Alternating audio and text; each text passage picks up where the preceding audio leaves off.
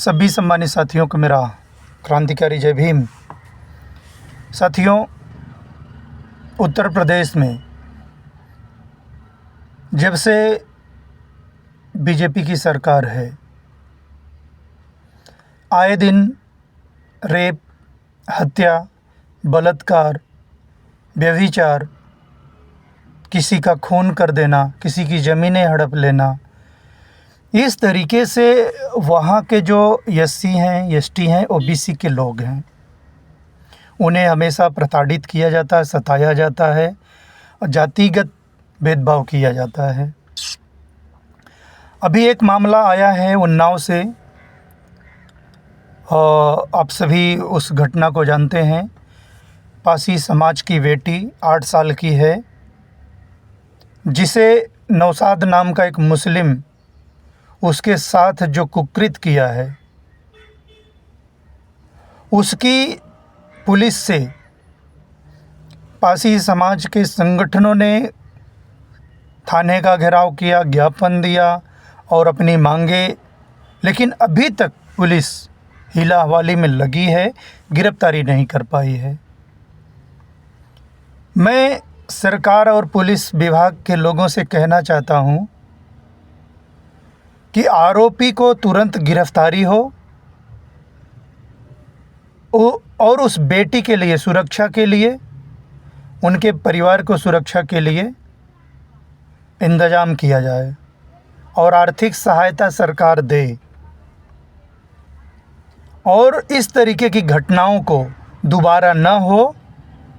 इस मामले को इतना, उस आरोपी को ऐसी सज़ा दी जाए ताकि दूसरा इस तरीके से कुकृत करने के लिए डरे। और दूसरी घटना आप सभी जानते हैं, इटावा वाला पूरा हाईलाइट है, उसमें क्या क्या हो रहा है सारे लोग जानते हैं। धर्म, लोग कह रहे हैं कि धर्म नहीं पूछा, जाति पूछी, और यहाँ जाति ही कड़वी सच्चाई है और जाति है कि जाति नहीं। जाति के हिसाब से यहाँ हिंसा होती है, भेदभाव होता है, नफ़रत होती है और आपसे ईर्ष्या की जाती है। यही एक हिंसा का ही, नफ़रत का ही एक शिकार हुआ है उड़ीसा में। एससी कम्युनिटी का 2 लोग, जिनके साथ अमानवीय व्यवहार किया गया। आप कल्पना नहीं कर सकते कि हम सब भारत देश में रह रहे हैं कि किसी मुस्लिम कंट्री में, तालिबान में रह रहे हैं, पाकिस्तान में रह रहे हैं या सब कहीं और। ये तो तालिबानी सज़ा हो गई ना, जिस तरीके से ये लोग सज़ा दे रहे हैं। और आप देखें कि अभी जो सिस्टम में बैठे हुए लोग हैं और जिनका सपोर्टिंग एक सामाजिक संगठन करता है, जिसे आरएसएस कहा जाता है, राष्ट्रीय स्वयंसेवक संघ, वो उसके जो महासचिव हैं दत्तात्रेय हसबोले, उन्होंने कहा है कि संविधान की प्रस्तावना से 2 शब्द हटा देना चाहिए, जो इमरजेंसी के टाइम इंदिरा गांधी ने उसमें शामिल किया हुआ था, संशोधन किया हुआ था।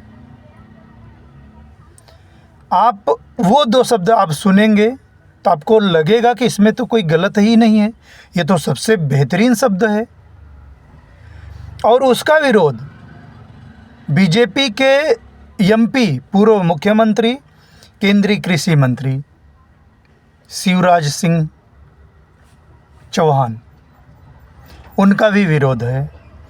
ऐसे बहुत सारे बीजेपी के लोग हैं जो भारतीय संविधान पर उंगली उठाते रहते हैं और यहाँ तक कहते हैं कि संविधान को बदल देना चाहिए। आप ये बताइए कि दुनिया में ऐसा कोई संविधान है जो मौलिक अधिकार भारतीय संविधान से हर लोगों को मिला है, जहाँ इंसान को इंसान बनाया गया, जहाँ हर लोगों को आपके अपने धर्म का आप अपने तरीके से मान सकते हो, आपको ये पूरी आज़ादी संविधान देता है और संविधान ही है आपके हक और अधिकारों की रक्षा करता है। अगर संविधान नहीं रहे तो आप कल्पना कर लो कि आपके साथ क्या हो सकता है।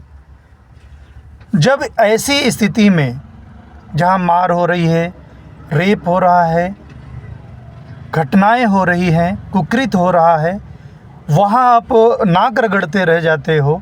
एक ऐसा होता कि बॉर्डर पे लड़ने गए हैं, एफआईआर करने में इस ऐसी परिस्थिति बन जाती है। बड़ी मुश्किल से एफआईआर दर्ज होता है कि अगर एफआईआर दर्ज हो जाए तो समझ लो कि हम बॉर्डर जीत के आ गए हैं। कल्पना करेंगे आप। अभी बिहार में चुनाव है। बिहार में क्या किया जा रहा है, आप सोचो कि जो आम जनता है, जो चुनाव में मतदाता सूची में है, नाम है, अब उनसे मांगा जा रहा है कि आप अपने माँ बाप का जन्म सर्टिफिकेट लाओ। बहुत सारे हमारे देश की एक कड़वी सच्चाई है कि सरकार का सिस्टम फेलियर है। यहाँ तक कि आप गरीब जो SC ST या मुसहर समाज के हैं, आदिवासी लोग हैं, उनका आधार कार्ड तक नहीं बना पाई है सरकार। तो आप बताइए कि बहुत सारे ऐसे लोग हैं जो अपना प्रूफ पूरी तरह से नहीं बना पाए हैं, तो वो क्या करेंगे। तो ये षड्यंत्र है और CA NRC लाने का प्लान है और ये इनका प्रयोग है कि हम बिहार से शुरू करें। इलेक्शन सामने है, क्यों ऐसा कर रहे हैं भाई। इतने सालों से लोग वोटिंग करते आए, आज तक कभी कोई इस तरीके का सवाल नहीं किया, तो ऐसे अब क्यों आ रहे हैं। तो इन सारी चीज़ों को समझना होगा। उत्तर प्रदेश में शिक्षा जिससे हम आप पढ़ करके आगे बढ़े, आज उसी प्राइमरी स्कूलों को बंद किया जा रहा है।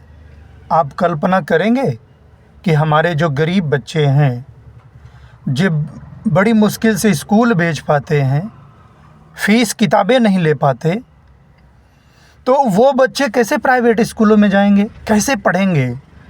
अब उनके पढ़ने का अधिकार छीना जा रहा है कि नहीं छीना जा रहा है। शिक्षा व्यवस्था को कमज़ोर किया जा रहा है कि नहीं किया जा रहा है। सरकार को चाहिए था शिक्षा के लिए सबसे बेहतरीन जो फार्मूला हो सके वो अपनाना चाहिए था और सबसे ज़्यादा बजट शिक्षा पर खर्च करना चाहिए था। इससे देश की तरक्की होती, ये हमारे देश के बच्चे साक्षर होते, अच्छी पढ़ाई करते, अच्छा एजुकेशन करते, तो वो भी अच्छी तरक्की करते, अच्छे अच्छे जगहों पर जाते, तो देश का भला होता, तरक्की होती और देश के स्वर्णिम इतिहास बनता। लेकिन हमारे लोगों को, हमारे बच्चों को गुलाम बनाने का षड्यंत्र चल रहा है। धर्म के नाम पे, जाति के नाम पर हिंसा होती है, लिंचिंग होती है, व्यभिचार होता है, रेप होता है, बलात्कार होता है। इन घटनाओं से अगर हमें आपको उबरना है तो हमें लगता है कि ऐसी फेलियर सरकार को बदलना होगा। इल्तिजा निसार की एक शेर है, कुर्सी है तुम्हारा जनाजा तो नहीं, कुछ कर नहीं सकते तो उतर क्यों नहीं जाते। बहुत बहुत धन्यवाद।